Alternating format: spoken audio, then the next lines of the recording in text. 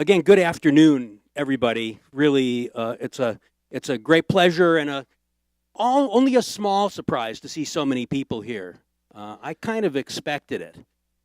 Anyways, I wanted to welcome you to today's seminar on the San Onofre nuclear generating station and its plans for disposing of 1,800 tons of spent nuclear waste, otherwise known as 3.5 million pounds of spent nuclear waste with a half-life of 250,000 years.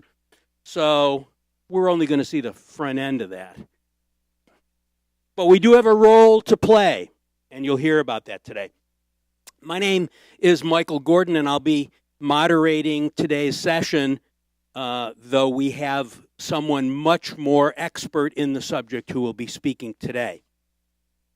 My wife and I have lived in Ocean Hills for the last year or so, having moved from Northern California. And in that time, I've learned quite a bit about the San Onofre plant. I'm sure many of you are well aware of its history and current status. But we're at a point in time where some important things are occurring.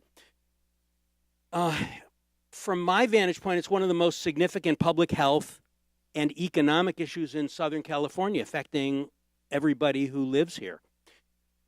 Before we get into the detail, I just wanted to acknowledge and thank the Ocean Hills Master Board and Community Services Committee, which has really allowed this presentation to be brought into our community.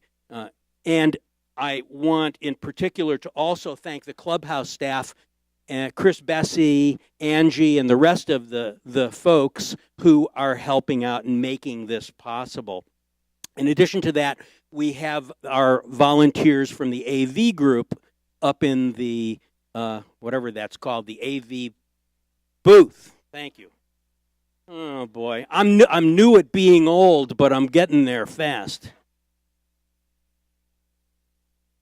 All right. It's going to be videotaped, and it'll be shown on Channel 1960 over the next few weeks. In addition to that, Ray is, our presenter, is live streaming this on Facebook. So, if you want to get famous, jump up, get naked, whatever you need to do. All right. So there are some bullet points about this thing that got me a little bit energized over the subject. They basically are, the plan had been to bury this 2,000 tons of nuclear waste 100 feet from the ocean on a historically active seismic area adjacent to a major interstate, Route 5, and upwind of 10 million people, including you and I. So all that got me thinking that something, I wanted to find out more, to find out what we could do about that. And luckily there is an organization, Citizens Oversight, that is helping work on our behalf, and I think that's true for most of the folks. So I know we have many, many different varied political beliefs.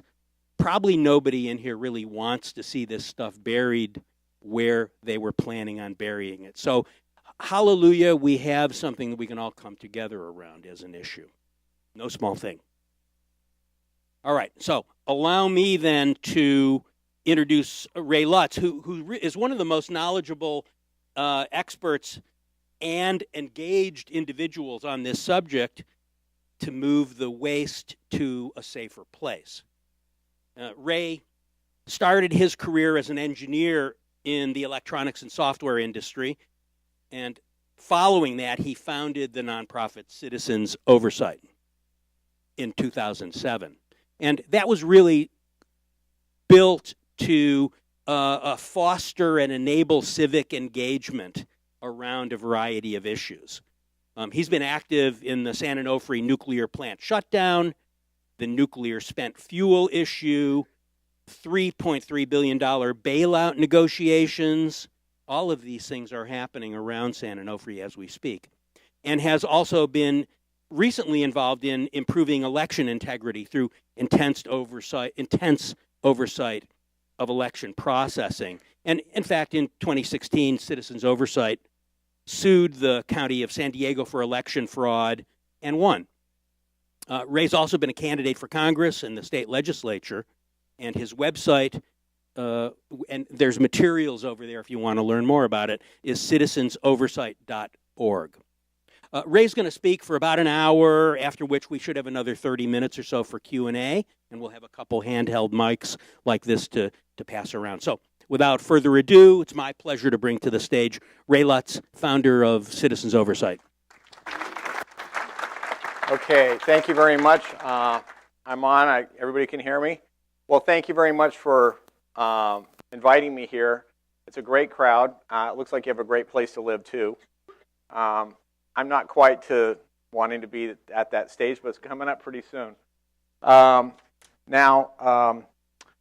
let me get started then with our presentation. I'm going to cover a little bit more about myself as we get started. But this is a picture of the San Onofre site. Oh, good, this shows up. This is one of the very unusual sites in the nation because it's so darn close to the freeway, the rail line, and the beach. There's actually supposed to be an exclusion zone that extends this same distance out like this and around, and another one about around a kilometer from this, which is considered the exclusion area, that no one's supposed to go into, and they're supposed to have full control of it. So it's going to be kind of hard to control 5. We've all often, complained about that because that's going to be pretty hard to shut down, and then what do you do with the traffic, etc. So this is a very, very rare situation. Unit 3 is the one that had the emergency shutdown in 2012, January 31st. I'm not going to go into a great detail on that, but inside each one of these domes is a nuclear reactor, and there's 2 big steam generators that are about 60 feet high, 16 feet around, and have 10,000 tubes in it, about the size of my thumb, that go up and down. And in there, what it does is just boil water. So they have really high temperature water coming in, 650 degrees Fahrenheit. The only way they can get it that hot is to keep it under intense pressure, around 2,400 pounds per square inch, inside the tubes, and they're only as thick as the thickness of a dime. That's how thick they are. And inside those tubes is a radioactive water. On the outside is the outside water. And if it comes through that dime, then it's going to the outside air. So when you see these big, giant domes here, it's all just for public, confidence. Because really, you only have the thickness of a dime between the radioactivity and the outside air. So they redesigned these, spent $760 million to replace both of the 2 steam generators in each one of these domes from Mitsubishi Heavy Industries. That started in about 2005. Finally got them put in. They're supposed to last 40 years, and they went bad in only 11 months in one case, and the other one was about to go bad too. Now in this case, I got rid of these slides, so I'm trying to pare down on the slides, which it reminds me I should restart my timer here so I know if I'm going over. So each one of these, inside this one is where they had what they called a little pinhole, but it was increasing at 40% an hour. It was just about to go kablamo. And once that would go out, then we would have a Fukushima type of meltdown here probably, if that would have done. But everything went well. The thing was shut down as it was supposed to. And now, luckily, we have this whole plant shut down. Now, as you'll learn, I'm not a proponent of nuclear energy. And the reason is they're completely uneconomic for many reasons. But this is an old picture because this is the Unit 1 reactor here, which is completely gone now. And that's where they're putting in the new ISFSI, which is, you see that word here, it means Independent Spent Fuel Storage Installation. And it's a tongue twister, ISFSI. I don't know who came up with that, but it's a terrible acronym. Anyway, that's what they call these, and that's where they're putting the spent fuel. And these little rows here, you might be able to see, that's the original ISFSI for the Unit 1 spent fuel. I'm going to go into more detail, but I just wanted you to see the layout of this, how close it is to the beach, the fact that they allow people to walk here, which would not happen in any other country. Japanese come here and they go, you got to be kidding me. Their usual exclusion zone is at least 1 kilometer from these things. Now, remote control works. Good. Sometimes it doesn't. Let's see. So I just wanted to mention the citizens' oversight. We try to work on nonpartisan issue. We're a nonpartisan organization. We encourage everybody to start to go to public meetings. That means you, because you're members of our democracy, you can go to those public meetings and oversee them, because you know what? All these city councils and fire board, water board, hospital boards and stuff, nobody ever comes to the meetings. Meanwhile, they're all giving themselves raises, you know, more vacation time, etc. And it's because we're not there. We're not doing our job in a democracy. So we're trying to get that to turn around. But since I have a technical background, I do sort of technical things, and election integrity, understanding how they do the elections, that's been one of my topics, as well as this nuclear waste issue. I won't go into a big deal here, but we have had many successes that I can go over at another time. Now, I just want to go back one. There we go. Oops. Yeah, that's it. Okay. Emergency shutdown, 3 projects start. One is to determine who pays for the dead plant. Well, the way it's been determined now is you're paying for it for 10 years as if it's running, and they make a profit on it. So we've been trying to get this $3.3 billion bailout to be reduced because we think it's absurd. They were responsible for replacing the steam generators, and they failed to do it. When would this happen in other, you know, like Samsung, the batteries fail, and then you have to pay for the phone for 10 years? It doesn't make any sense. So that's one of them. And you may have heard about the Warsaw, Poland meeting, where the higher-ups in Southern California Edison, now you're in San Diego Gas and Electric area, but this plant is run by Southern California Edison. It's owned 20% by SCG&E, but they have nothing to do with the operation. They don't even get to really say anything at all. So SCE went to Warsaw, Poland, and in an illegitimate meeting met with the president of the California Public Utilities Commission, the regulator, in order to concoct a $3.3 billion plan. The only reason they found out about it was because of the San Bruno disaster in San Bruno, where they had 24 homes destroyed and 8 people killed in a gas explosion, and a gas line that they had accepted money to upgrade, but never did. And then they were using it anyway. The utilities are deceitful, evil companies when you look at them in the big picture, even though the people inside are probably feel like they're completely honest. All right, now decommissioning, they're going to be dismantling the plant, and it's a $4.4 billion price tag, or they have that much money to do it. Well, whenever you have $4.4 billion in the corner, you have a whole bunch of wolves, you know, surrounding it, trying to get their part of the meat. And the nuclear waste is this 3.6 million pounds, and that's what we're going to talk about today. Even though those other things could take an hour each. Well, probably more than an hour on that first one. First of all, you have to realize this is very toxic stuff. You can't get to within a meter of it, even if it was an assembly, which you'll see in a second, that's been out for 10 years, or you'll die in 3 minutes. It's really bad stuff. What's coming out of it is a whole bunch of what they call gamma rays, which is like a bright light if you could see it, and it just goes right through you, as well as neutrons that fly through. The other stuff is captured inside. But it's at least 150,000 years. That's when it's just as deadly as the original ore, which is kind of bad to start with. But some isotopes have 9 million, because you can see here, 1 year, 10, 100, 1,000, 10,000, 100,000, million. You can see that it's going down here, but still after 1 million, it's not really down to 0.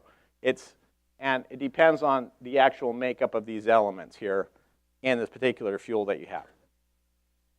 This is what these things look like. There's a cladding, which is made of zirconium because it does really well in the reactor.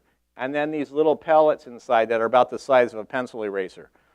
And there's literally millions of these because there's lots of these fuel assemblies. Now look, they're 13 feet long. So from here, 3, 6, 9, 12, a little bit more than that, right? They're pretty long, 9 inches square.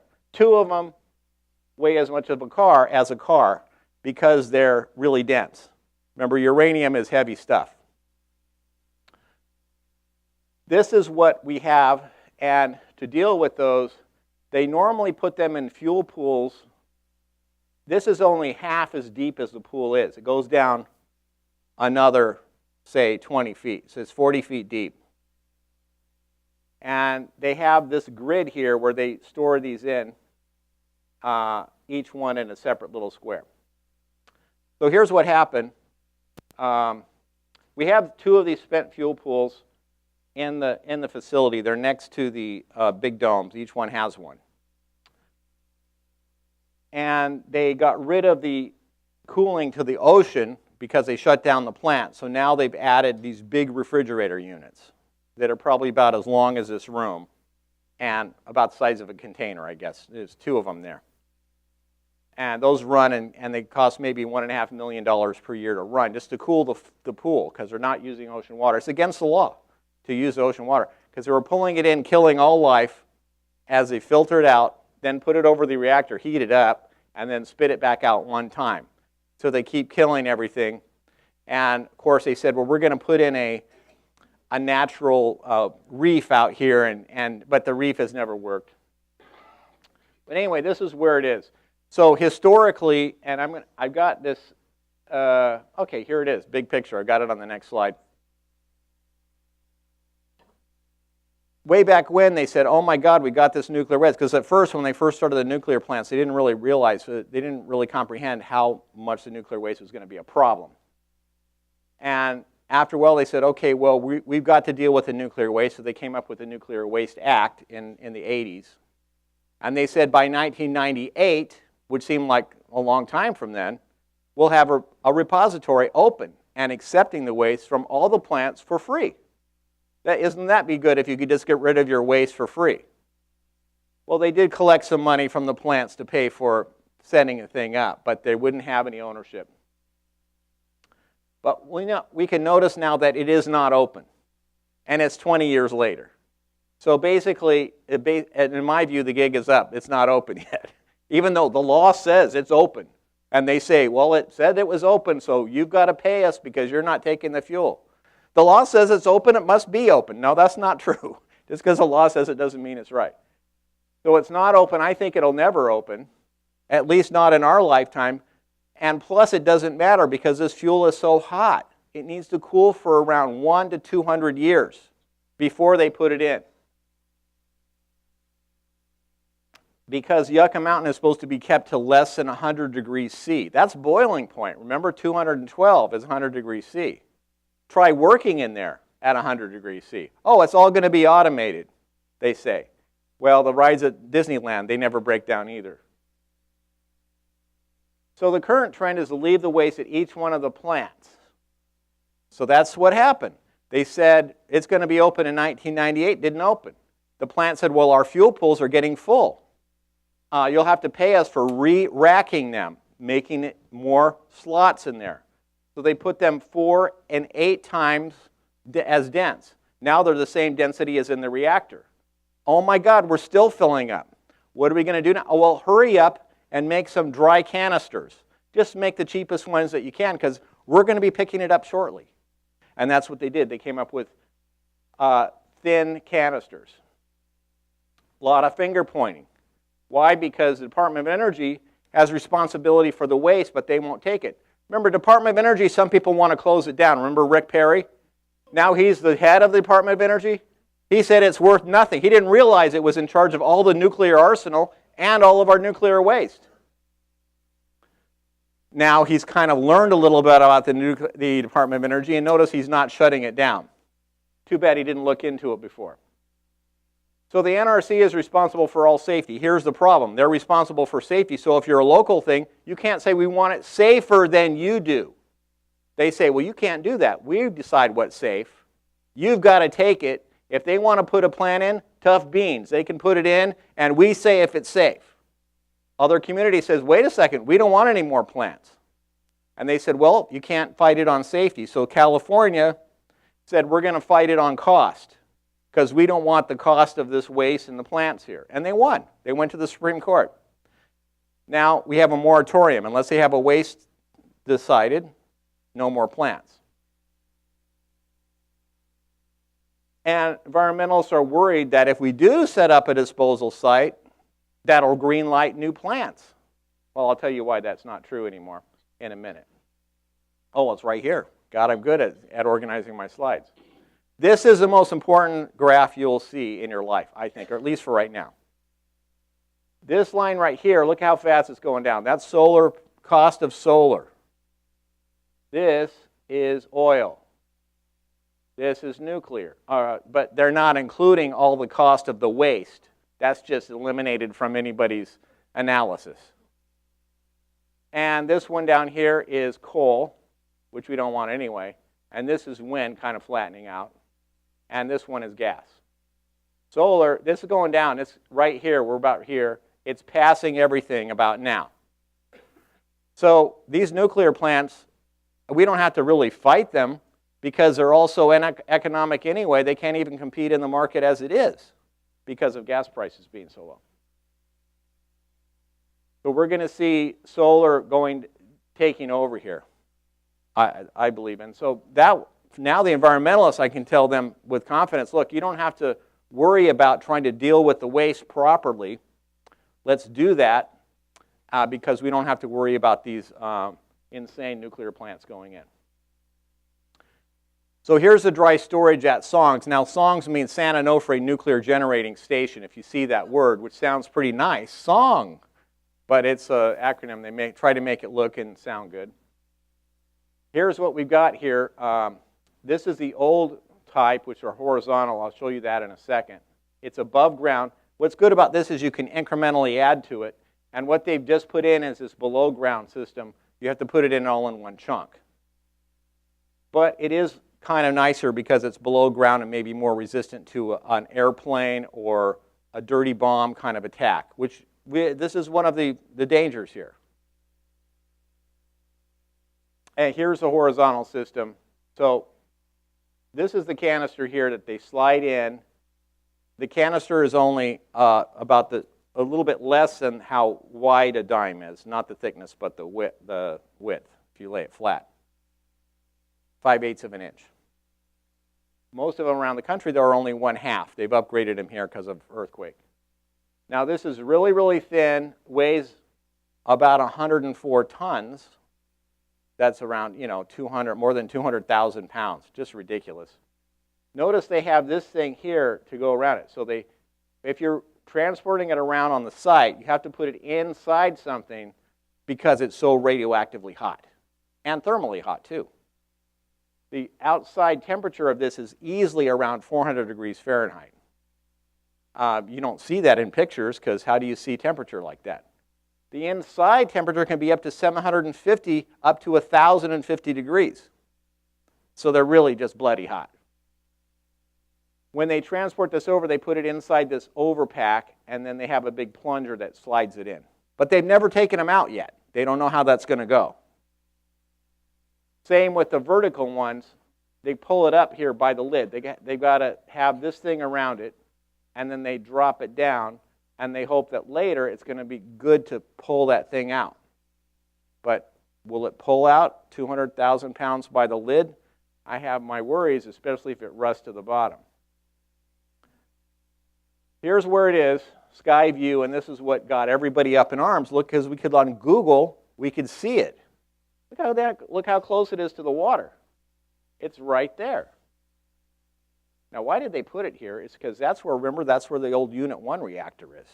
Probably has all kinds of crap in the ground they want to cover up.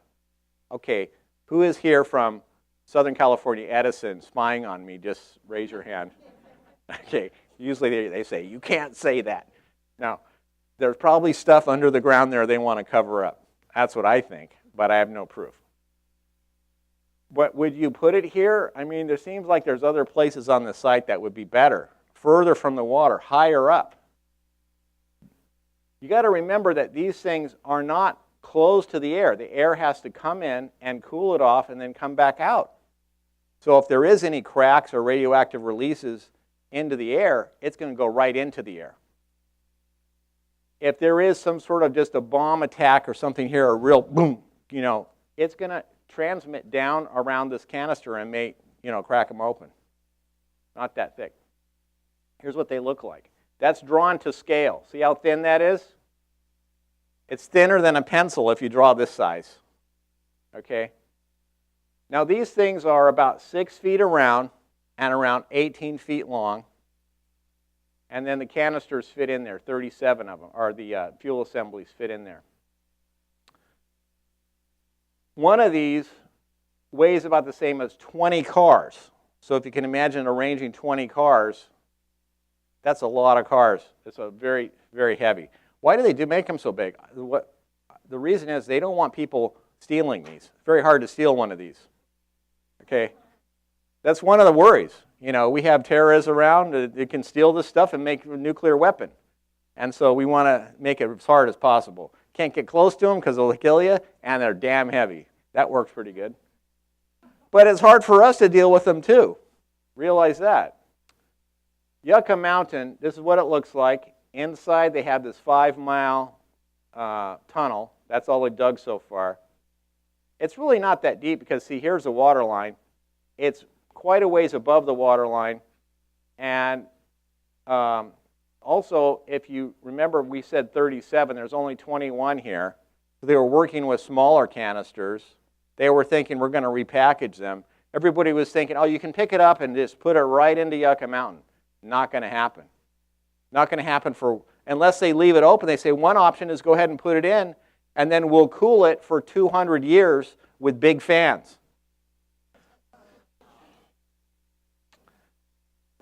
So Department of Energy and the Nuclear Regulatory Agency has a waste confidence proceeding. And they said, we have to have a place to put this. We're confident we're going to have a place. And they did this all through the 80s and 90s. Then the latest one, they said, they dropped the word confidence. They just said storage of nuclear waste. And they said that you can leave it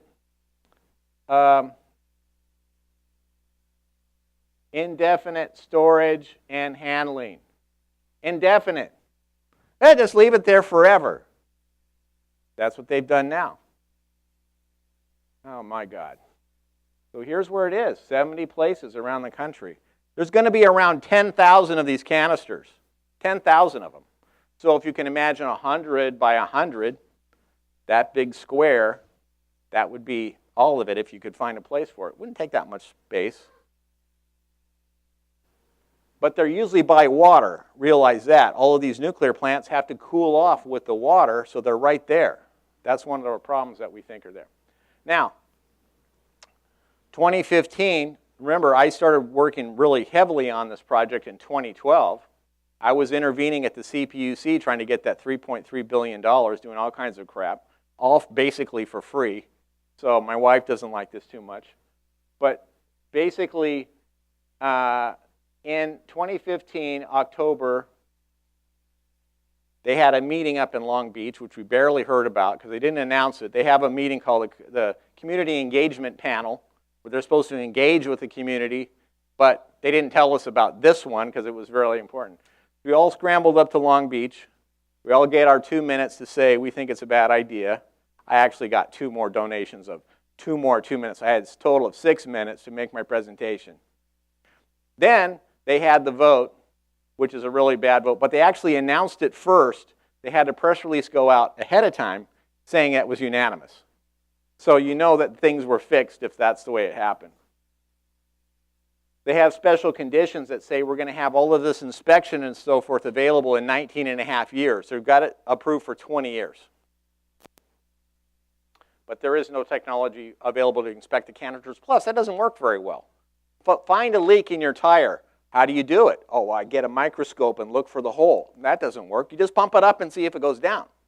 That's the way to find a leak. What they're doing now is we're going to look for it with a little microscope on the surface.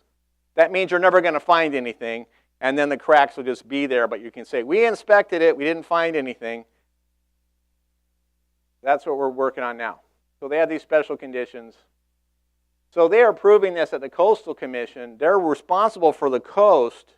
They won't allow roses to be planted in the coastal zone because it's not a native plant, but they allow a nuclear waste dump. It's like, please get serious. Coastal Commission, are they there to protect the coast? No. They're there to allow people to exploit the coast if they pay enough money.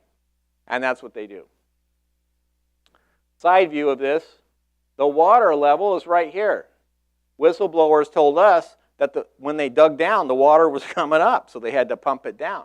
The water table is actually higher than they said. Only 100 feet from the seawall.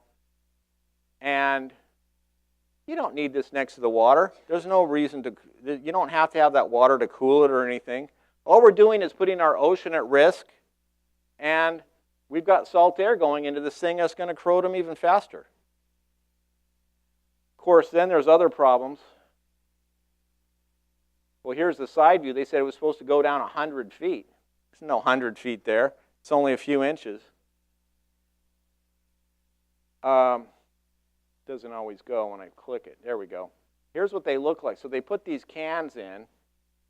There's some workers back there if you can see them. These are really tall. And then they put concrete around this whole thing. All right? That's how they build it. But these cans here are not sealed. They're just cans so the concrete doesn't go in. Now, why not have it there? Well, guess what? We're on the ring of fire.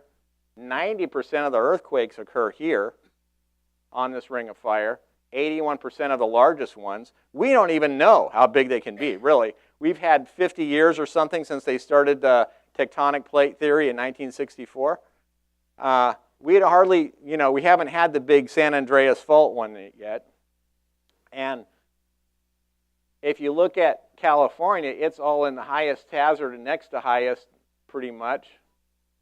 The NRC says this is the line. They say we don't want anything over here. You have to have special consideration for earthquakes. Over here it's lower risk except for these other areas.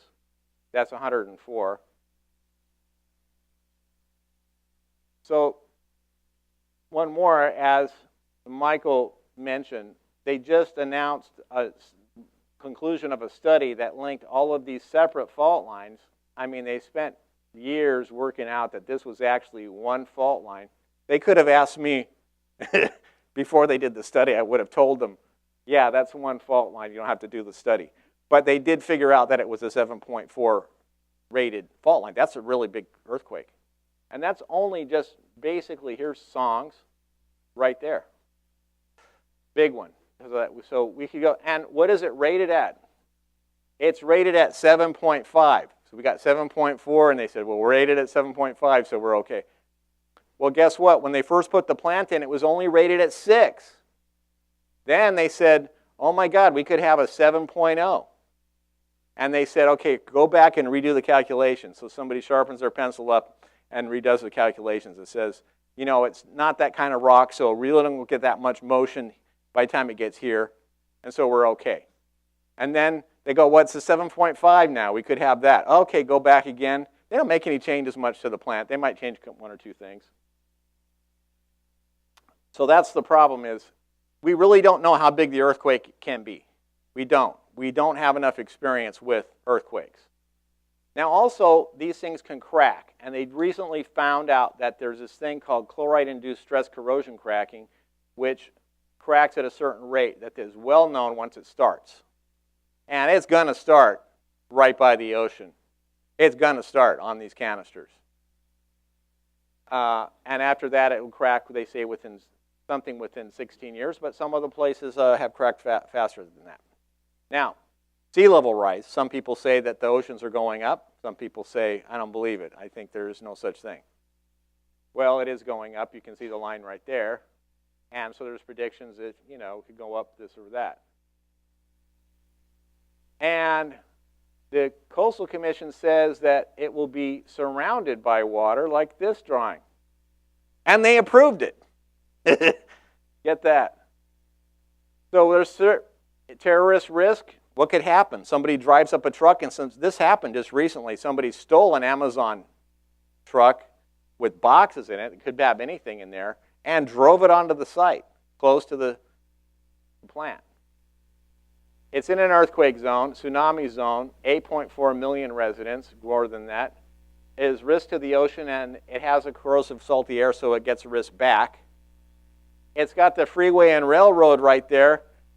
The sea level rise and erosion is going to be underwater.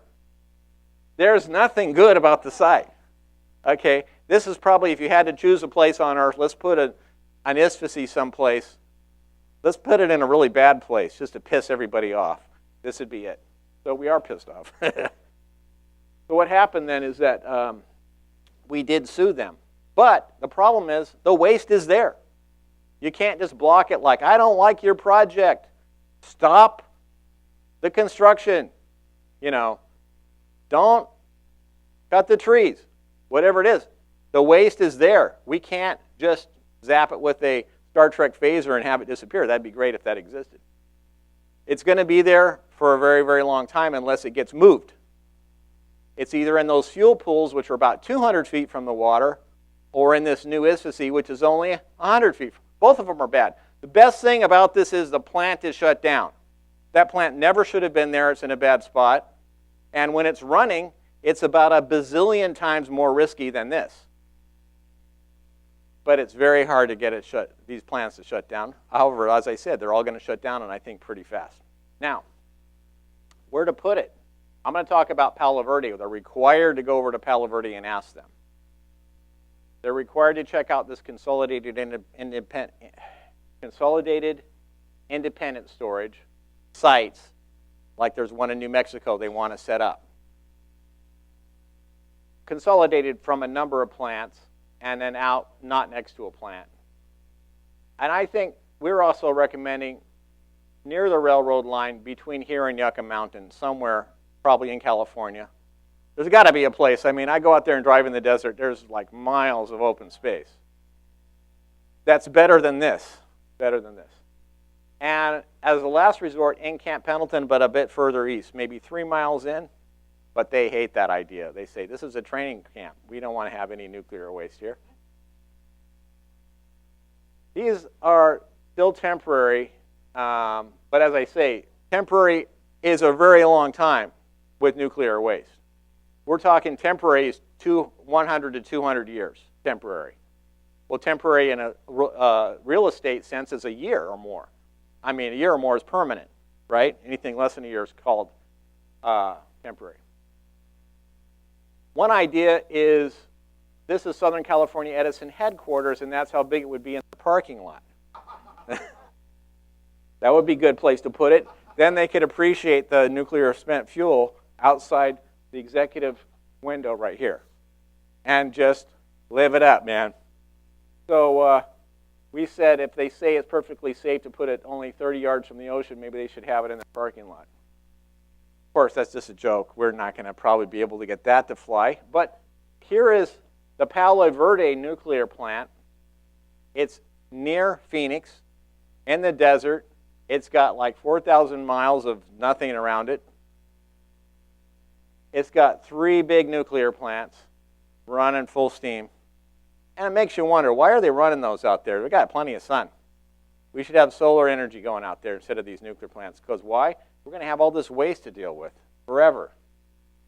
Here's their ISFSI from the air. See, here's the nuclear plants, 1, 2, 3. These are the cooling towers. How do they get this cool? There is no body of water next to this. They take all the sewage from Phoenix and evaporate it here.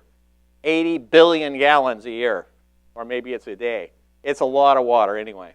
They could use that water for other better purposes than just evaporating it at this plant. And now zooming in, we have these above ground canisters. They have a spot. They're already storing spent fuel there. Just add a little bit more, and it's a good place. That's our Here's where it is compared to here's Salton Sea, San Diego. Far enough from the river, Colorado River. Getting it there on railroad cars. This is an additional overpack. They call it a transportation overpack. It's an additional 15¼ inches of shielding, lead and other stuff to absorb things. It's still really hot. Takes a special railroad car because they're so bloody heavy, and you have to inspect all of the culverts and stuff on the railroad line and make sure it's going to take it. But it can do it, they say. However, never been done. These big canisters have never been transported. You talk to the NRC people and they say, how about transporting? Is that, oh, we do it all the time. We've done it thousands of times. Have you ever transported this size canister? No. I asked them just the other day. Never been done. So we have a few things to learn. It works on paper. This is what they always do. The 5 favorite words of nuclear industry.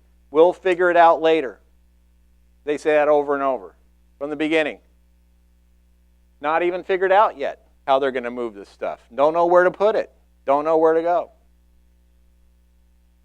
Well, this is the announcement that Holtec, which is the big company that makes that underground facility here, is going to be opening something in New Mexico, they hope. Halfway between Carlsbad and a town called Hobbs. Now, both of the mayors are on the board advocating for this.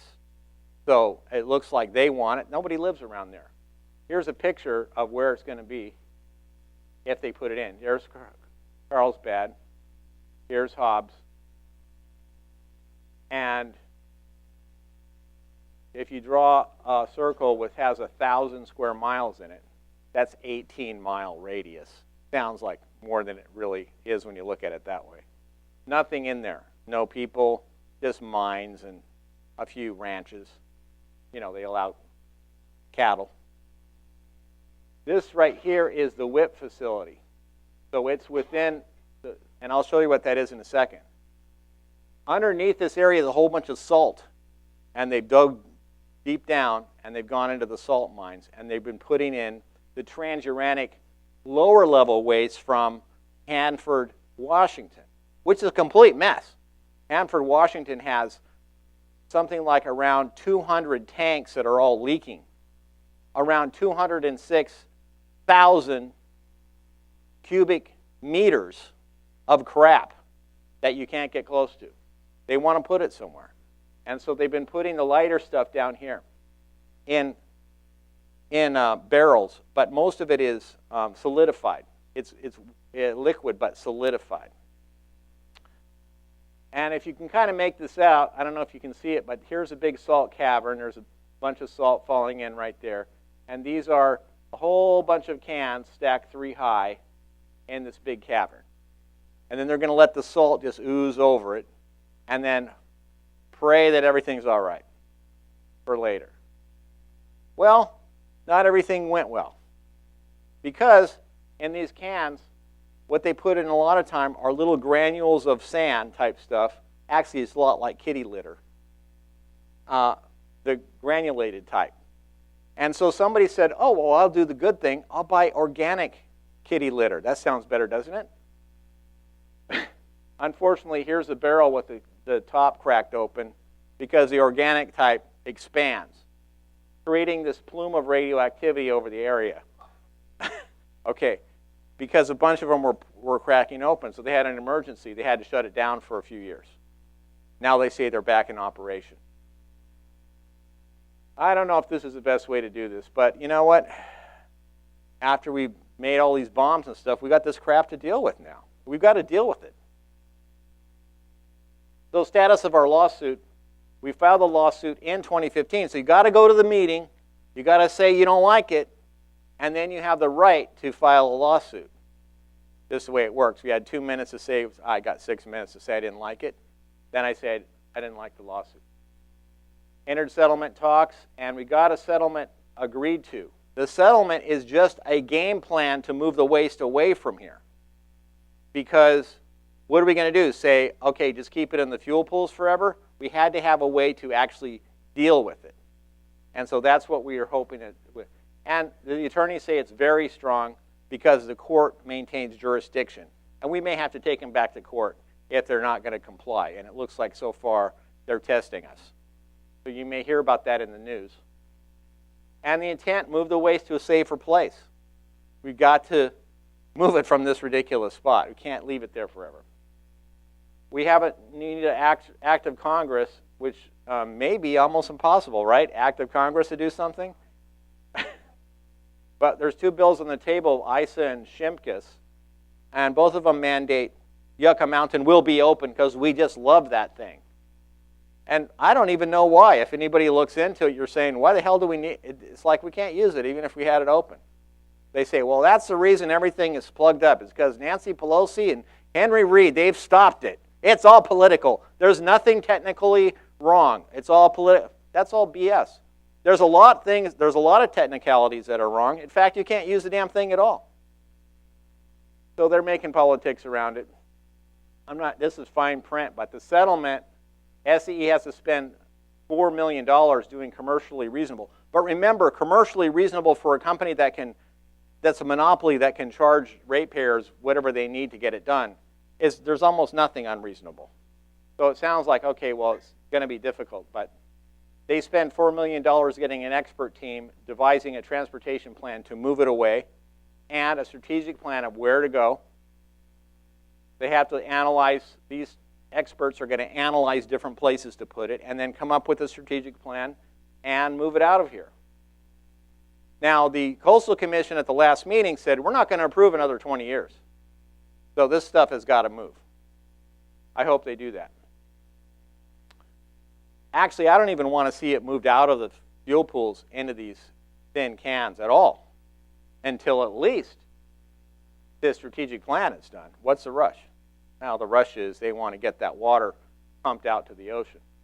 So now, Citizens Oversight came up with 2 follow-up projects, a settlement oversight panel, and we're still seeking volunteers for that. Don't raise your hand too fast. I know everybody's got ready to go. But if you're sort of technical and you want to try to help follow this up, then we'll be interested in having you on board. And then we said we need a 1,000-year storage challenge for surface storage.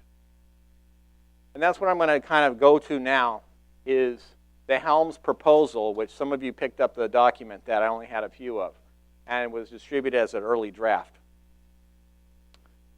Here's the problem. Thin canisters only designed for short-term use.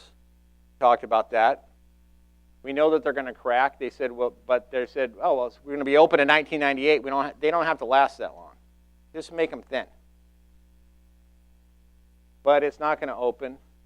And now they say that these are going to be good indefinitely. So you can't have the ones that were going to be short-term and suddenly just say, okay, well, they're good indefinitely. That doesn't make any sense, and it's wrong. So we know they're subject to rapid deterioration due to stress, corrosion, cracking, and other aging mechanisms. And they've gone through a MAPS thing, which is the aging management. They call it manage of aging process. Anyway, they call it MAPS. But what they do is they say, well, we're just going to inspect them really carefully and get them to last a long time. That's the kind of thing they always do with these nuclear plants. They're all falling apart. And they say, well, what are we going to do? We want to continue to run them. NRC says, we'll have more processes here for you to inspect. Inspect. Administrative control. So here's what I showed you before. These vertical ones, the horizontal, but there's also these outside ones that just stand on a pedestal. This picture is of the ones in Diablo Canyon, which is up the coast by San Luis Obispo. And they've decided to shut that plant down. It's not going to be renewed, the license. Thank God. You know what? They're only running it part-time, and they don't even need the energy. These nuclear plants have to run full bore all the time because the fuel is sitting there hot. It's like hot, and either you use that or you just don't use it, and it's just going to be absorbed anyway. So they run them 100%. And a lot of times now with solar coming in, you don't need 100%.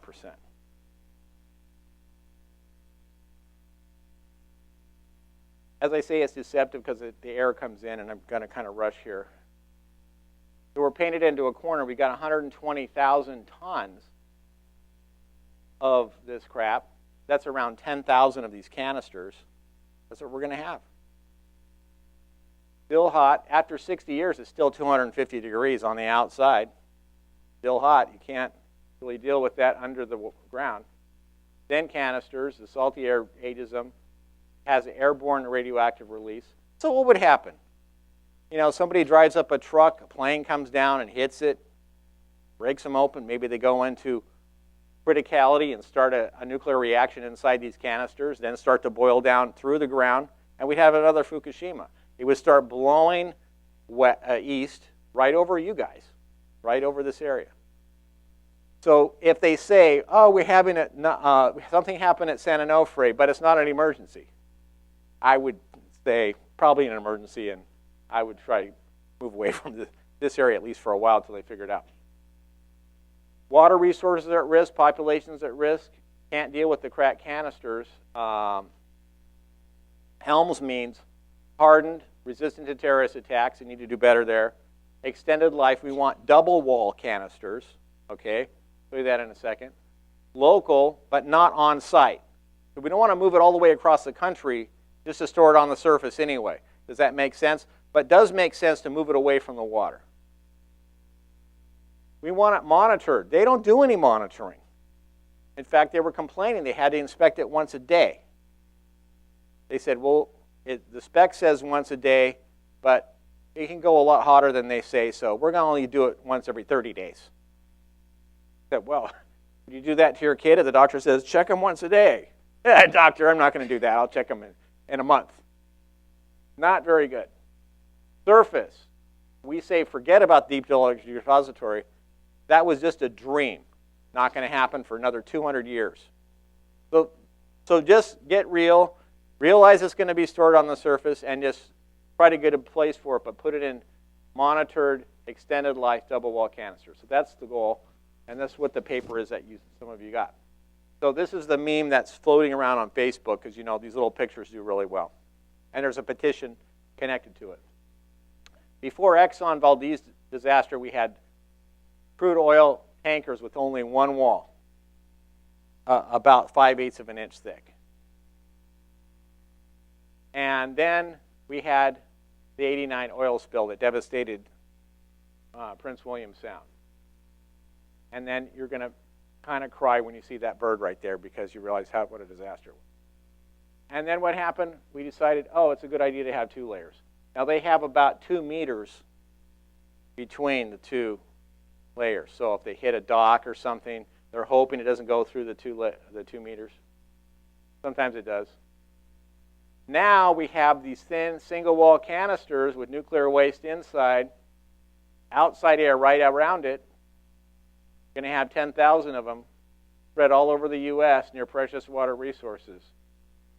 So the proposal is a double wall. We're going to add, we want them to add another surrounding shell, another pressurized vessel around this, and monitor it with the monitoring. I'll show you. So here's side view. So we're going to want them to put another. So here's what you can do. You pressurize this new one, and then when it blows out and it goes bad, you just say, oh, it went bad. No rush. We'll just take this pristine thing on the inside, pull it out, and then put it in a new one. Done.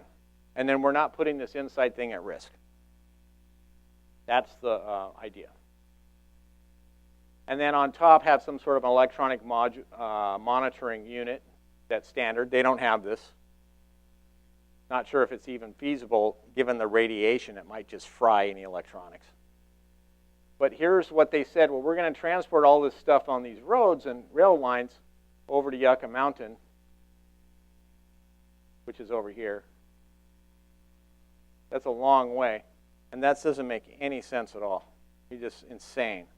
Why would you transport this all the way over here just to let it sit on the surface for 200 years?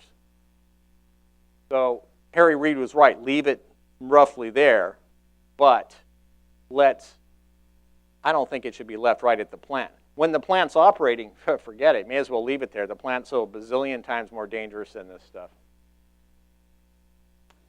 So we circulated the draft. We're going to be submitting this to the NRC, and that starts an official process at the NRC.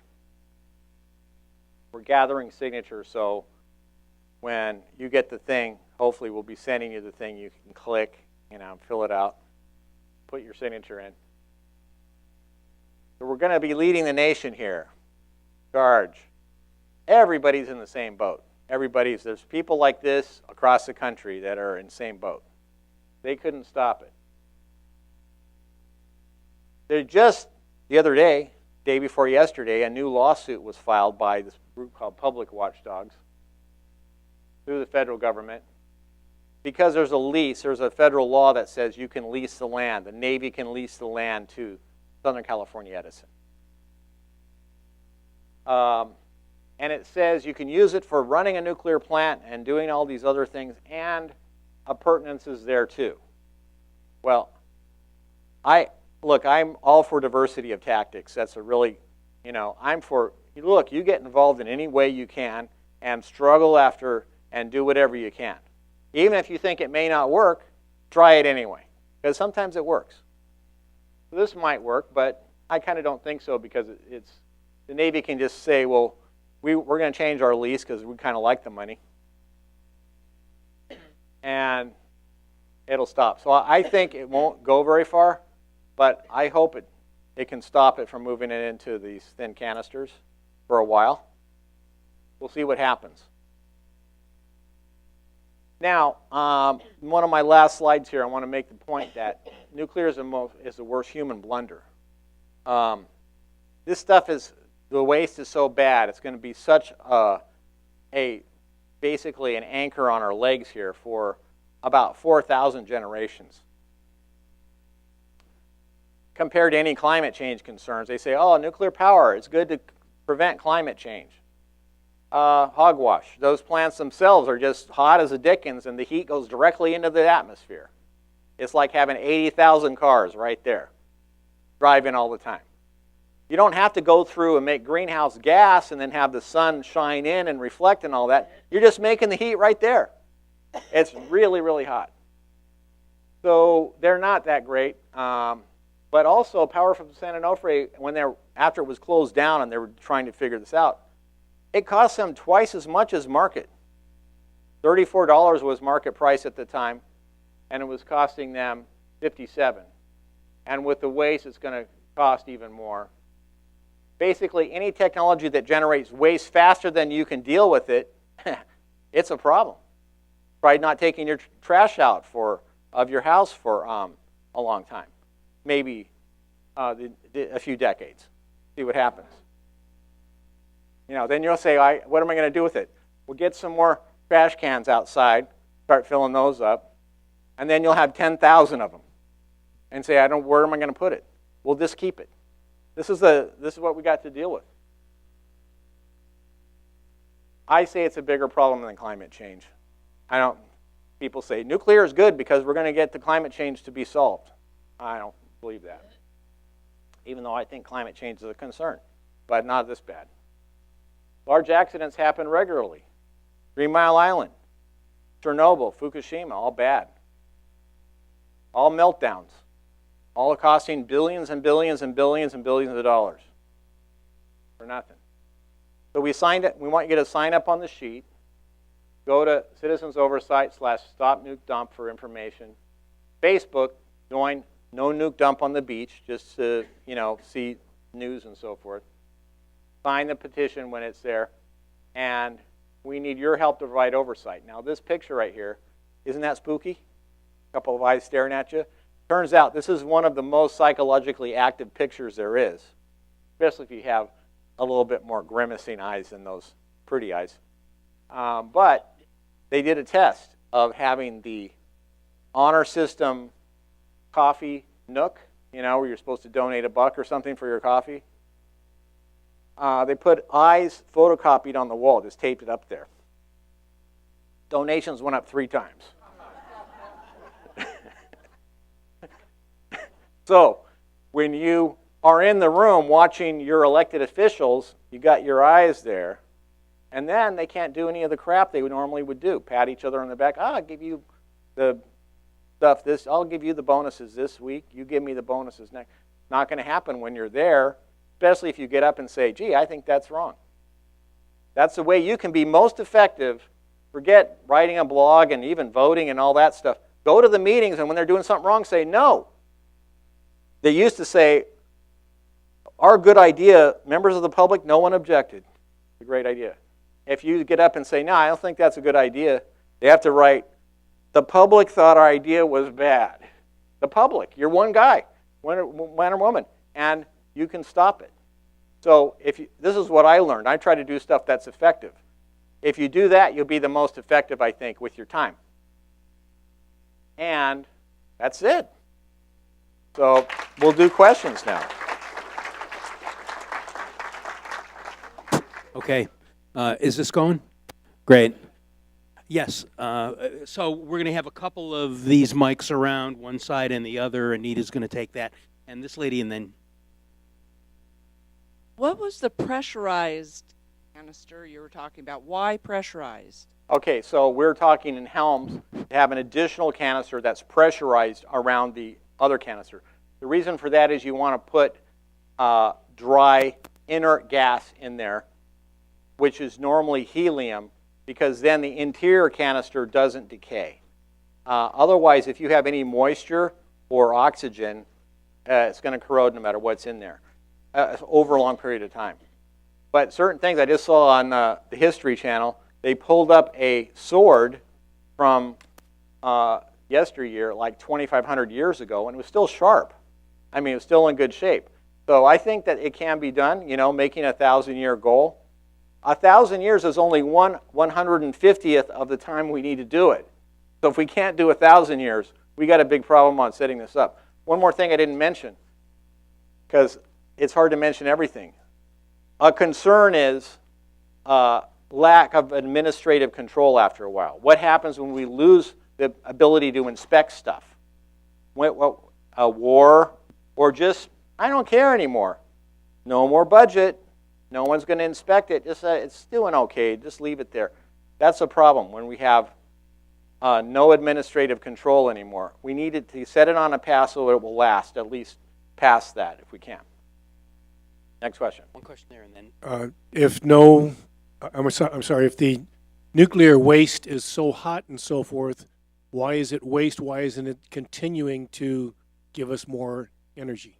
Because the heat that they normally need to use it at in order to turn their generators at a maximum efficiency is a hell of a lot higher than what you've got out of it now. But you're right, and this is a general problem. If we had a solar panel that would just convert the heat of the sun, not the light, then you would be able to do it. Another thing, coming out of this waste, what they call waste, first of all, let's admit, this stuff is almost pure uranium. If we ever find a need for uranium, that's really a good thing. We've got lots of it here, worth lots of money. Why bury that 1,000 feet deep? So if we really find a use for it that's important, we have to go dig it up. So it's nice to have it there on the surface. From that reason, maybe we do want to retrieve it. Maybe there's a way to use it. They started to recycle this stuff, trying to make it less dangerous by reprocessing. But in 1974, India made a nuclear weapon from that process. President at the time, I think it was Carter, Carter at the time said, okay, we're not going to do reprocessing. It's never been restarted. And it turns out the reprocessing is almost worse than not doing it. You get so much waste out of the reprocessing that it's kind of not even worth it. So if we could get something that is like a solar panel that would sit around those shells and collect the gamma rays, they might be a source of power. So there's a lot of things that might happen in the future. We don't want to, eliminate what we can trust. Yeah, good things will happen in the next 100 or 200 years. That's no doubt.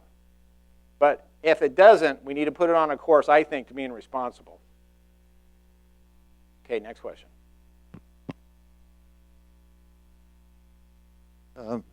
Many of you know me. I'm Max Blumeyer. I live here in the village. My bona fides are I'm a registered, or at least I was until I retired, a registered professional nuclear engineer in the state of California. So I have some working knowledge of these things, including waste transport. just as an aside, the Navy has been transferring radioactive materials since the 60s and been doing it quite nicely.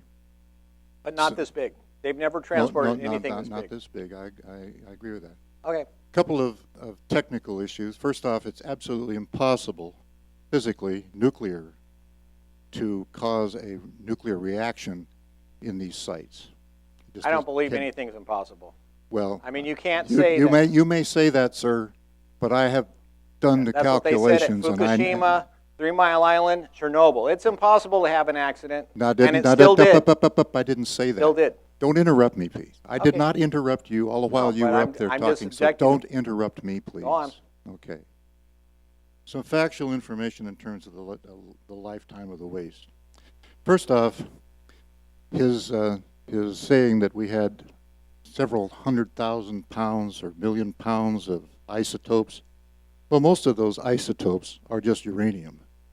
In fact, they were uranium-238, which has a half-life of something on the order of 3 billion years. So, of course, he's technically correct, but he's not telling you the truth. No, At least I not agree the with whole truth. I agree with that. Okay. The second thing is, he said that we had more radioactivity because of this waste than the original ore, which is factually false. No, that's Because not. yes, it is. Because what we do here, or what a reactor does, is it takes uranium-235 and destroys it. Uranium-235 has a half-life of about 500,000 years. And part of that uranium-235 is turned into plutonium-239, which has a half-life of about 32,000 years. So you're actually cleaning up the environment. Okay, let me. If you want to, Can I interrupt you right there and just respond? You're going on and on, so let me respond to each thing. The nuclear waste is more dangerous than the original fuel that they put in, by far. It has many more dangerous isotopes than what they put in, by far. So even though it's a small fraction of the total amount there, it's still very, very dangerous, and it will kill you if you're within a meter after 10 years of cooling. There's no doubt about that. The problem is it doesn't last that long for tens of thousands of years. Most of those isotopes decay off in hundreds of years. Now, don't want to minimize the fact that they're hotter than hell. I started my career in the nuclear industry when I was 18 years old. I worked with plutonium at the Hanford plant. I've worked with nuclear reactors for the Navy. I've designed reactors. I've done safety analysis on reactors. So what I'm telling you is the facts. Oh, by the way, I've never worked for SCE, never worked for SDG&E. I have no stock in either one of those companies unless one of the mutual funds I own has it. So I have no dog. So do you think it's a good idea to store it 100 feet from Absolutely the water? not. Okay. I do not disagree with you that it's a good idea to move it. Okay. I don't disagree. I do disagree with the fact that the premise that you can't move it, and I disagree with the premise that you can't find a permanent repository, or at least one further inland. I have friends who have worked on the Yucca Mountain project. They tell me it's one of the best engineered projects they've ever worked on. Now, you might take issue with the fact that an engineer may not know what he's doing. Some don't. I'll agree with that. But I would trust the guys that I have worked with over the years. Okay, let me interject there. I agree with you. At the time when they did it, I think they did it with the information they had at the time, the best that they could. But now we know different. We've known a lot more things, so now I don't think they would design it that way if they do it again. Perhaps not. And I wouldn't. I'm not here pimping for Yucca Mountain, but I do know that, for example, you mentioned moving the waste inland. We tried to have a low-level waste depository out south and east of Barstow. The environmentalist lobby cut that guts right out of that deal. So now all your medical waste, low-level medical waste, is being stored in hospitals, scattered around the county, or scattered around the state. The problem with it is that you're going to have people getting in the way of solutions as well. You try to move it.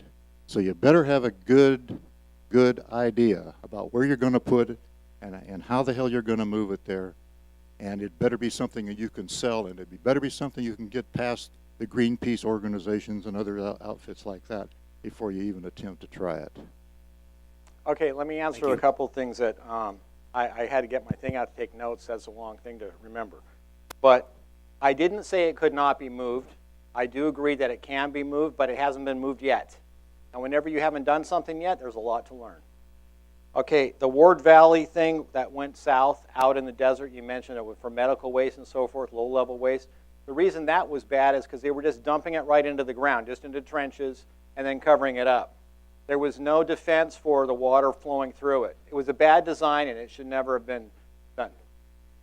Oh, it's just desert. See, that's the attitude. We don't care about it because it's just desert. Okay. No, but I'm not going to put it out there to ruin it either. I don't want to ruin it. We got a question over on that side. Okay, over there. Just a quick comment on the where to store it. Yeah. And the desert. Of course, California is mostly that. But there's an area called Eagle Mountain that's out about midway between Los Angeles and the river that was used as a huge mine back in the 40s and 50s. Matter of fact, a lot of the ships that fought World War II came from that hole in the ground.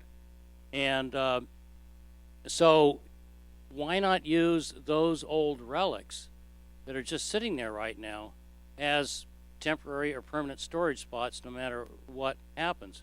I'll look into that. I haven't heard these things That's a good mentioned idea. at all. Yeah, Eagle Mountain, that's a good idea. I like this idea in general. I didn't put it in my presentation, but a while back they said, okay, Lutz, you don't like where it is, come up with a better place because you don't have one yet. And I said, okay, I'll just find this place in the middle of nowhere out in the desert called Fishel. You can actually Google it. It's Googleable. That's a word. Fish, and then E-L, and it's way out there. The trouble was it's too far away. Even though it's by a railroad track, there's no power, no nothing, no city, people to work there or anything. Eagle Mountain has railroad tracks straight out there. So that may be. It also has power, has water. Okay, so has not schools. too far away. Yeah. And already ruined, by the mine, so You that better might be a believe good it. place. The other thing is that why haven't we've been talking about metal all this time? Why aren't some other materials used? Other materials? Yeah, other materials, such Oh. as plastics. I don't Well, know they what do use stones. other materials. In fact, other materials such as some polymers absorb the neutrons a lot better than metal does. So in some of these casks, they have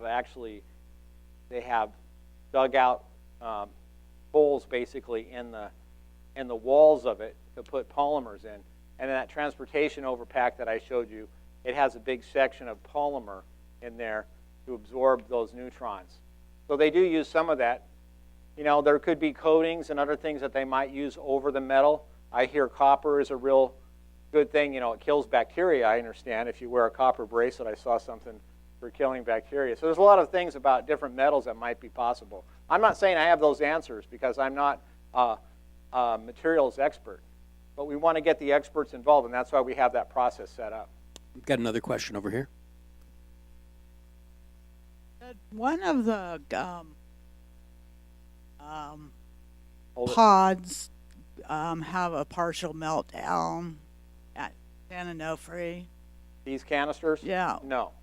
Okay, because they had some problems because our neighbor worked there, and he was on 24/7 with some issues inside one of those. I haven't heard of that. Okay, and then another thing, well, you might not. But I usually am informed about that kind of thing. They have to tell us. Okay. Another thing is, what's the military or Pendleton think about? Are they involved in this at all? They are because they have the land right there and they've leased it out, and so they are going to be challenged on whether they can extend that lease for a nuclear waste facility. And so that is an issue that they've said so far they do not want the waste there. They want it moved out. I think that it's not the best place, but if you could not get it transferred on roads, let's say everybody said no to the atomic trains, no to the transportation, then we got a problem because we still don't want it where it is, and yet there's too much public outcry about transporting it. And so moving with just local roads up to a site on Camp Pendleton, I think that's a good last resort. But I like this ideas like Eagle Mountain and other Right, things right. along that railroad track might be a good place for it. Because that's one of the things that we're recommending in state. Because look, we generated the waste. Why can't we take care of it? Why do we have to send it to another state? Okay.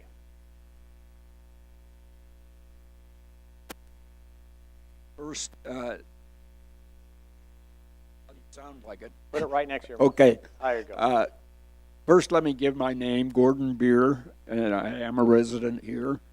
And just so everybody doesn't hate me, I want to make sure that you understand I used to be pro-nuclear, okay? I'm not anymore.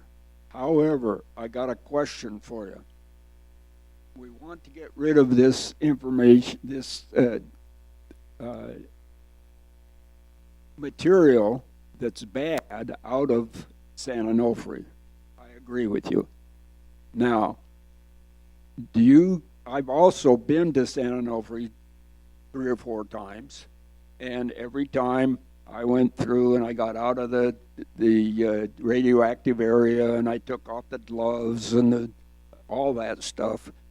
Now, when I did that, that was thrown in with the rest of radioactive material, okay? And I think that was proper. But what I want to know is, out of the 18,000 tons, how much of that is true high radiation, which is what you're saying, and how much is really not high radiation at all? And it's hard to separate this, I agree. Okay, now, the numbers that I've been giving, the 3.6 million pounds, that's net weight of heavy metals inside. Like, it doesn't include the canisters or all those, the cladding or anything else. It's just the heavy metals. That's the net. That's the amount. And the figures for how many tons we have. The 120,000 tons that we're going to have nationwide once they close the plants down. No. There's something wrong with that number. It's 120,000 nationwide for 120,000 tons nationwide. Here it's around, San Onofre, it's something like that, what you said, in tons. Those are metric tons. Okay, so that is the net weight of what's inside. It does not include that low-level waste, or what they say greater than Class C waste, which is other stuff. No, that's not the radioactive. Okay, it's the material inside the core. The actual container, which is the containment of that's another piece that they have to get rid of. That's also very radioactive. And in fact, in that first picture, it wasn't in that one because they hadn't closed down Unit 1. But the Unit 1 reactor core vessel is still there. And it's so hot, they want to cut it up to transport it. So there's a lot of other stuff. It's not just what you see. It's not just the 3.6 million pounds. That's heavy metal waste. There's a bunch of other waste. And when they demolish the place, they have to take all the concrete, first shave it off the outside, put that in one place, put it out in the desert someplace, and dilute it out. They have it in Texas, a place to take it. But it's the same kind of thing. They're putting it in the ground. Of course, it's not that bad.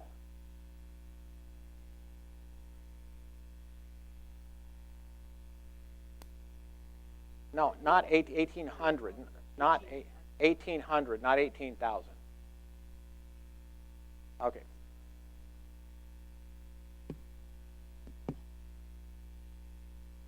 Europe, of course, has been dealing with that question for the last 50, maybe 70 years. There was there's a plant in northern France where they're trying to cool down the worst part of all of this. And there's this search for temporary or permanent storage has been going on. A lot of experience has been gathered, and unfortunately at this stage it's very, very disappointing to the people who have dealt with this. My question to you, are you connecting with those organizations in order to benefit from their errors and from their successes? Yes, there is in that little meme that I had, well, it's not there. They have different type of cask in Europe that they use, which is a much thicker wall, about 10 to 19.5 inches thick. And as they say, it's got polymer inside and so forth. But it's just a single thickness wall. They put the assemblies inside. And what they have here is they have the thin canister, but then they put concrete around it. The concrete absorbs a lot of the radiation. The concrete is maybe well, it's in this current thing, it's all around it. At least 3 to 6 feet between. I think they're 16 feet on center, something like that. So it's quite a bit of concrete. No, but the air goes right around the thin cask. Even though it looks like, and a lot of those things, it looks like a really thick concrete around them, they don't tell you the air circulates right through. So if there was a problem, it'd go right into the air. Now, if they crack, will it be an instant devastating emergency? No, I don't think it will be. I agree with you. It's not that dangerous, but if something, look, I'm somebody that says, I don't know all of the possibilities, but I do know this. I only know one thing for sure, and that's that I'm right all the time. Okay? And so are you. And that's the only thing you know for sure, because everything else, you could be wrong, especially you know that if you're married. Okay? All right. At Just least I do. A couple more questions, and we have somebody over here, and then Anita. Yeah, I used to go fishing up north a little bit. When you pass through Kramer Junction, Highway 395, Yeah. there's a couple square miles of solar panels out there in the middle of nowhere. Right. They're making hot water. Looks like you got a lot of heat here. Yeah, that's a thermal solar plant. It heats up things in pipes that are concentrating, and then they go through a steam cycle plant like the one they have here. They also have one like that on the way to, if you go out into Arizona on the way to Tucson, you'll see a huge plant like that. The biggest one I've seen, though, if you can look at this on Google, is on Route 58. You go Route 58, it comes from Bakersfield. It goes across and then over the mountains over to Paso Robles. And in between there is Carrizo Plain. And they have 9.5 square miles of photovoltaic panels. 580 megawatts, but then there's another 250 megawatts. It's almost a gigawatt. And those are just interesting. They don't have anything around the cells. They're just like set right on there. And they minimize the impact of the environment as they made those. So that was one of the concerns about solar. But solar is going gangbusters. Why? Because it fits really well with capitalism and free market optimization. You're making millions of these, and you can get the cost down and get the performance up as you do that. You missed my point. These things you're trying to get rid of are hot. Look like it's a good source of heat. And here we got a solar plant out there making heat. Yeah, but why don't we move your hot stuff out by the solar plant? They could do it. They could if it's over boiling and you could boil water, then you can make energy out of it. But they take them out of these plants. I think too early, if you will, because they're still bloody hot, and yet they take them out and put them in the fuel. They want them even hotter because they want to get more for their money. So let's just take one more question, and then people can have an opportunity to talk to Ray afterwards. Europe and Asia are full of nuclear plants. What do they do with their waste? There's still no solution. But I'll tell you, one of the most interesting one is Finland. If you Google Finland waste, you'll see the Inkalo, I think it's called, storage facility that they've proposed inside deep bedrock. The road goes down, down, down, down, down. And they're trying to think about how they warn the future generations about this so that people won't, find it and then dig down there and decide that this stuff is great and start to get into it. Hey, a nice tunnel, let's go down and explore. So they're trying to think, how do you communicate that to future generations? Just think, we ran our air conditioners for a while, got cool, and now we have a little piece of eternity of waste that we have to deal with forever. Is that a good deal? Answer, no. We should never do that. We should never generate waste like that we cannot get rid of and recycle into the environment. If we find a way to recycle it, I'm all for it. Let's try to work on that still. There is a plant in northern France up along the up on the tip of the Normandy coast to the west, and called Le Havre, and that's where the French have been recycling their waste. But it's not fully recycled. They just turn it into other. They reduce it a little bit. They take the fissionable materials out of it, the reusable, right, and then they consolidate the waste. What they do with the waste, I believe they were turning it into glass, but I'm not 100% sure. Vitrification is where they put it into glass. This still not solved, but thank you very much. Okay, folks, let's hear it for Ray Lutz. And thank you for your questions. Grab a cookie, grab a drink. Thanks a lot for coming out.